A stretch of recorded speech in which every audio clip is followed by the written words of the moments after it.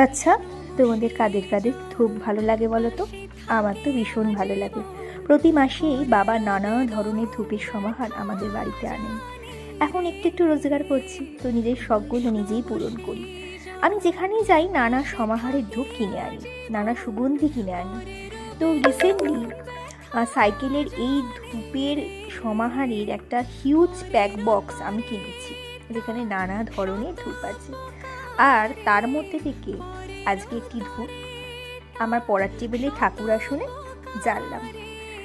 জানো তো, এই ধূপের সুগন্ধে মন আর আত্মার একটা অদ্ভুত মিলন ঘটে, ভীষণ পজিটিভ লাগে।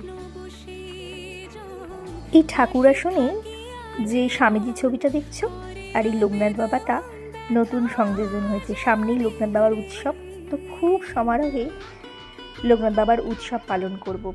আর স্বামীজির ছবিটা কাশীপুর উদ্যানবাটি থেকে কিনেছি, খুব ভালো লেগেছে।